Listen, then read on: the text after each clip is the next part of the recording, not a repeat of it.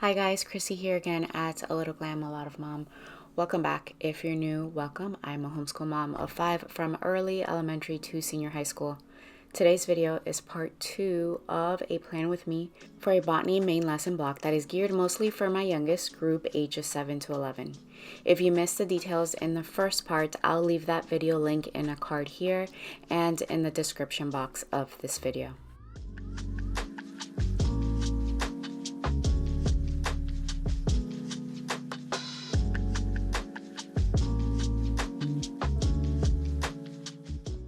Okay, when I closed off the last video, I just finished sifting through our first spine resource for botany, the botany guide from The Beauty of Play, and pulling out what we need from that. So let's move on to another resource, which is Botanicum, a book resource that I'll be utilizing as a spine.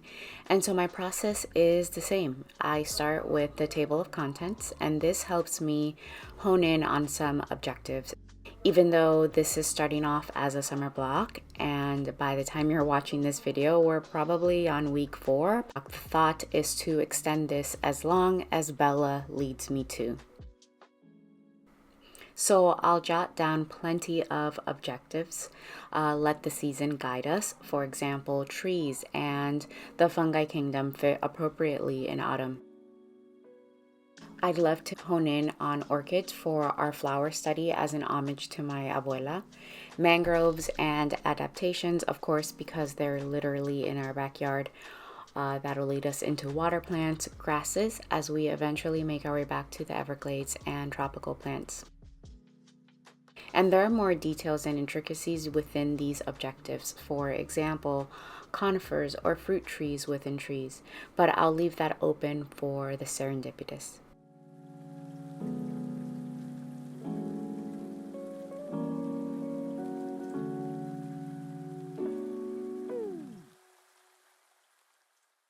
So as I'm going through Botanicum, I'm also seeing spreads that we can draw illustrative inspiration from for our main lesson books, like this flower structure.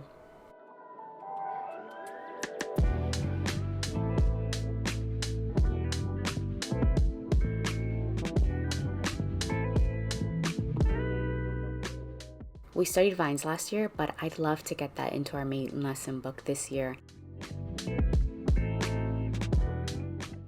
We studied a Christmas flower last year, so we'll skip that this year. We've never done a deep study on cacti, however, and Bella and Noah are super interested and have requested a study into carnivorous plants. Before I get into the next resource, let me note this. The study of mushrooms, known as mycology, is often associated with botany because fungi were traditionally classified as plants. Mycology is a separate field, and so we decided moving forward to call this block Botany and Mycology. Yet we are studying it together or back to back in whichever perspective you'd like to look at it, because it does share many techniques and interests with botany, such as taxonomy, ecology, and the study of life cycles. Okay, so let's move on to Fungarium, our spine guide to the fungi kingdom. Briefly, some of our objectives out of this resource is the introduction. So what is fungi? The fungi kingdom, the life cycle of fungi, spores, the beginning of life, the hidden network, and fruiting bodies.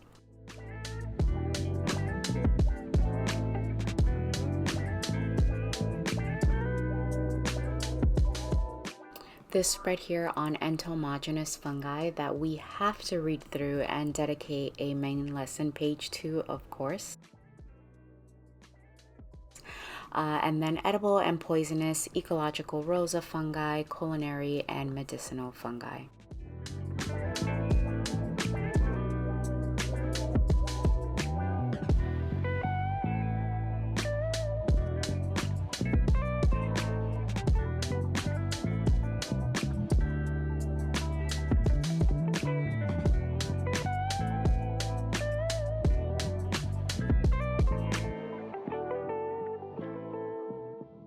Another big component to our work are the naturalist and history studies. If you've been around my channel a while, then you're familiar with this. Over the last year, we've studied through naturalist pioneers through picture books, and we started this main lesson book. Eventually, we'll bind it differently, but the general work has been a character journal page, followed by one more entry inspired by the naturalist or their field. So here, for example, Bella did some map work depicting Dr. Washington Carver's influence in the US. The Tree Lady, the story of how one tree-loving woman changed a city forever. This is the story of Kate Sessions, a woman whose love for trees changed the landscape of an entire city. Her passion and determination transformed San Diego's Balboa Park from a dusty, barren landscape into a lush, green oasis, and she became one of the first women to graduate from the University of California with a degree in natural science. I'm not sure yet what project will accompany it. The friar who grew peas, Gregor Mendel, a humble friar whose experiments with pea plants laid the foundation for the science of genetics. His pioneering work has had a profound impact on biology, medicine, and agriculture, and his experiments led to Mendel's laws of inheritance. So there is a lesson in the Beauty of Play Botany guide that goes hand in hand with this book. So I'd mentioned in the previous video, part 1 of this planning series, that I thought Bella would not be interested in this genetics lesson, or that I might be above her skill. Well, we read the book and she is highly interested. She was inspired by Gregor Mendel's story, and so we have moved forward with the lesson. And so that just solidifies my role in this whole planning process and in trusting the child in their learning and allowing them to take the lead. So I did find a modification for my youngest as well, inspired out of a peg doll creation I found in Margaret Bloom's Making Peg Dolls book. I've been creating peg dolls for my littles for years, and many of them were inspired by this book. This pea in a pod set is just perfect to keep Luna engaged in this lesson. The Bluest of Blues, Anna Atkins, and the First Book of Photographs, a pioneering botanist and photographer whose love for nature and science led her to create the First Book of Photographs. Anna began to make cyanotypes of the plants she collected. She meticulously arranged them on paper, capturing their intricate details in striking blue images. In 1843, she published Photographs of British Algae, Cyanotype Impressions, the first book illustrated with photographs. So for our own cyanotype project, we have our own collection of seashells, along with my favorite Florida seashell field guide.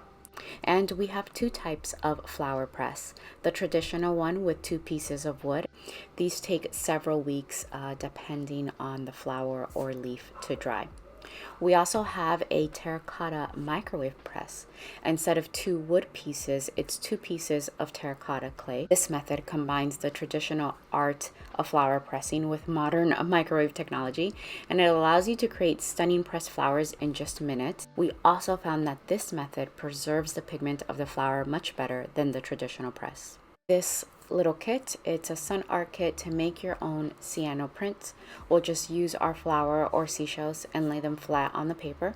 You expose it to direct sunlight for a few minutes, and then I believe you lay the acrylic sheet to hold it in place, rinse, and then we'll have some prints for a frame or handmade cards. Alright, we have some opening activity resources: Match a Leaf, a tree memory game. This is a fun and educational memory game that helps players learn to identify different trees by their leaves. We also have Pick a Flower, a floral memory game, and this one helps players learn to identify different flowers and their characteristics. So it has beautiful artwork with a single flower and then a scenic picture featuring the flower, the common name and scientific name on the cards, along with an educational booklet included with brief facts and history of the flowers.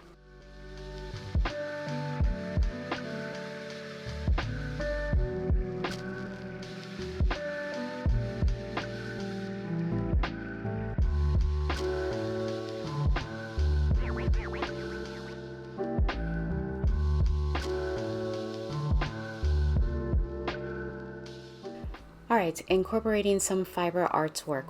So drying and preserving fungi for a specimen collection is a bit tricky. We have a few that have worked out, but we've learned that the process can be very finicky and smelly. And so we've had this idea of needle felting various kinds of mushrooms or fungi and labeling them and putting them in a display case like we do similar to our butterfly displays. Nature's Art Box. This is a great resource that combines art, nature, and creative activities for kids. It features a variety of projects that use natural materials like leaves, flowers, stones, and twigs to create beautiful and educational artwork. So we've made several projects out of this book through the years. This time around, I want to source some inspiration from Chapter 5, Paints, Inks, and Dyes.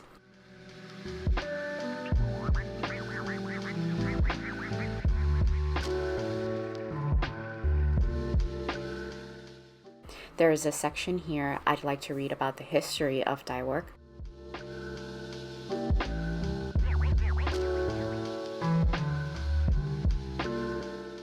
Hammering work to transfer pigment, that's always lots of fun, and we've done it with cloth. In this chapter, there's also making greeting cards, making a nature journal.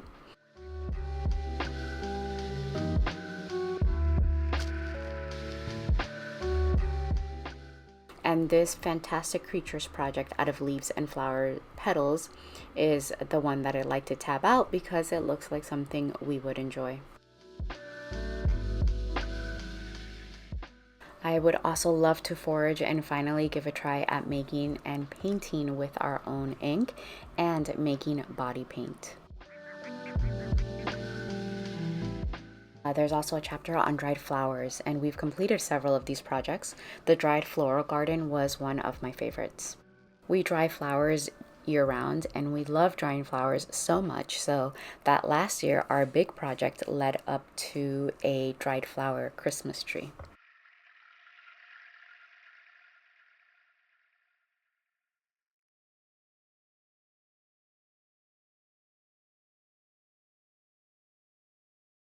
On to projects in the kitchen and incorporating recipes. That is always a staple project for us.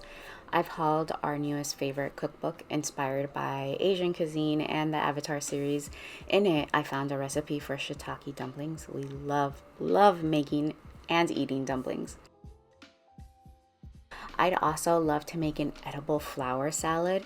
I'll need to source a recipe online because I couldn't find one in our cookbook. All right, I'm moving on to some resources and ideas for modifications for the younger ages. My youngest is 7, but some of these could be adapted for younger. How great is our God 100 Indescribable Devotions about God and Science? In this book, we explore the connection between faith and science. So as you can see, I've already tapped off several pages with respective topics to botany. So each devotion connects a scientific fact or phenomenon with a biblical truth. A great book to help young kids see how science and faith are not mutually exclusive, but complementary. Every devotion is grounded in a Bible verse, providing a scriptural foundation for the scientific insights presented. And each devotion ends with a practical takeaway or activity that encourages kids to apply what they've learned in their daily lives. The language and concepts are accessible, simple, quick, and engaging for young kids, no more than about 5 to 10 minutes for each devotion, and colorful illustrations and photos too. Incorporating picture books into teaching younger kids about the topic or study is a fantastic way to make learning engaging and accessible for them. Picture books combine storytelling with visuals, which can help young learners grasp complex concepts like science. These are just 2 on the theme of trees I grabbed off of our shelves, but I like to add as many as possible from our own shelves or sourcing from the library and YouTube read-alouds. Of course, learning through play. So in the Beauty of Play Botany Guide, there is an activity suggestion for poetry tea time. And these are some of our favorite that we haven't used in a while, so I thought I'd pull them out for the Botany tea time. We have an actual tea drinking set, but Luna got this play set for her birthday and enjoys setting it up with her stuffies and loose parts. The Tea Party book, we've had this sweet book for years but haven't used it in a while. It's full of easy recipes, instructions for making decorations and favors, and simple activities for all sorts of themed tea parties. I think that this garden tea party will be perfect. The menu is pinwheel sandwiches, ice cream flower sundaes. There are petal placemats and floating blossom centerpiece activities as well. Another great way and resources to get the kids in the kitchen.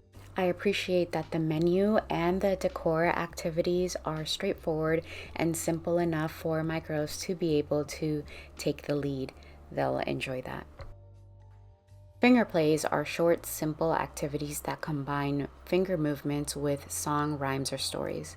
They are highly beneficial for young children, offering a range of developmental advantages. I've always integrated finger plays into our thematic units or studies to reinforce concepts being taught. It has benefits in fine motor skills development, hand-eye coordination, language and literacy. We used to enjoy finger plays before handwriting for finger warm-ups or as an opening activity. And this is just a vintage resource with the finger play movements and lyrics to different themes. Okay, let's talk about math. Again, if you've been watching my channel for a while, you know that I like to interweave multiple subjects into our main lesson block, and math is no exception.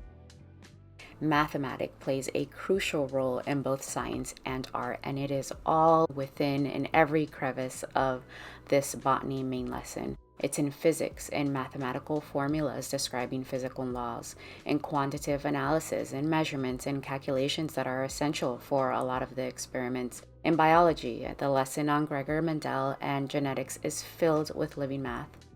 There's mathematics in art, in the geometry, in shapes, proportions, in symmetry, and patterns. Last year, I put together a main lesson block on geometry in nature, and that would interconnect perfectly with a botany study. I'll leave the link to that video in the description box as well. And there's math in the kitchen, in our recipes, and of course, there is math through play. And we also love incorporating math through storytelling and play. We love using loose parts as math counters for all sorts of math activities and games. Pair them with 10 frames and number blocks, with anything really. And these are cute little mushrooms by Grapat. I'm also going to finalize this project I've been working on for far too long, math gnomes. So I started by experimenting with dyeing some of the peg dolls with coffee and tea for some diversity in skin tones. I've needle felted the caps, and all that's left is just embellishing the math symbols on the clothing. I also want to make some walnut babies and finish this toadstool bag to hold the math gnome family. So I got a lot of inspiration for this set from Margaret Bloom's book. Actually, I got the template for the mushroom house or the bag directly from the book. I'm not sure that I'll make it into a purse, still undecided.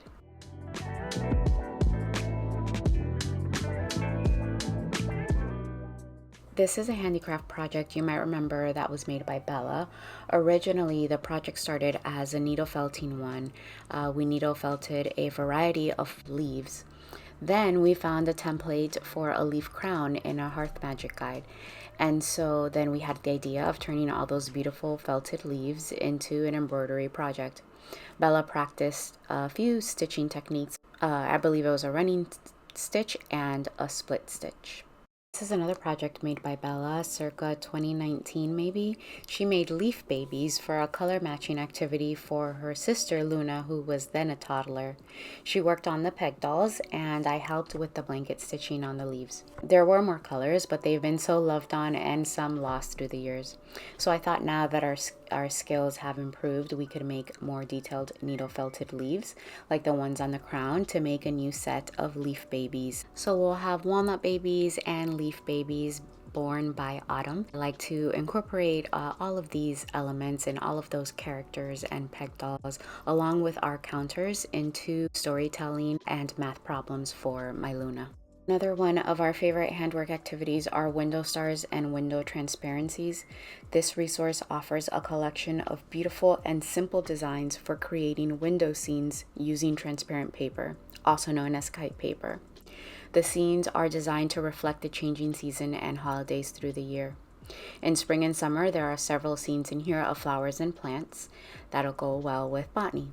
Each project comes with detailed instructions and templates. The primary material, again, is known as kite paper, which allows light to pass through and create a stained glass effect. In Waldorf education, window transparencies and stars play a significant role, offering various educational and developmental benefits in cutting, folding, and assembling the paper for these projects. It helps develop fine motor skills and hand-eye coordination.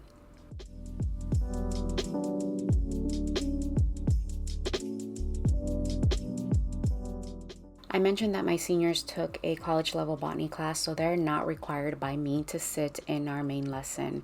However, they will participate in a field trip that we have planned to a garden.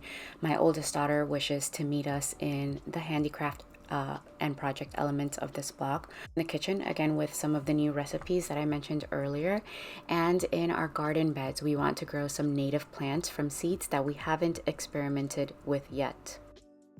And if you didn't know, my oldest daughter is so incredibly talented in fiber arts. So for botany, she wants to work out of this book I gifted her a while back. It's Paint with Thread, Embroidery Through the Seasons. This book focuses on using embroidery techniques to create detailed and lifelike designs, much like painting with thread. It includes a variety of projects inspired by the changing seasons, and a few in here would be totally appropriate for botany. The dandelion, there's a sunflower, and my favorite, of course, you guessed, the mushroom. There are clear, detailed instructions for each project, and on top of that, cool techniques such as shading, blending, colors to create that texture with thread that helps achieve the realistic effect. And the pattern and templates are provided for each project. Alright friends, and that's it for this Plan With Me video, part 1 and part 2. I hope that you were able to get some inspiration and ideas for a botany main lesson block. Most of all, I hope that you were able to see how homeschool planning can be so flexible, how I use it to record or jot down our dreams and wishes and goals, record activities, and document interests and experiences rather than to plan out a strict schedule or curriculum. My main role is in ensuring access to diverse resources, learning opportunities, and guidance based on the child's interest and developmental stage, supporting their pursuits rather than rigid daily lesson planning. The emphasis here remains on allowing learning to unfold organically rather than adhering to a predetermined plan.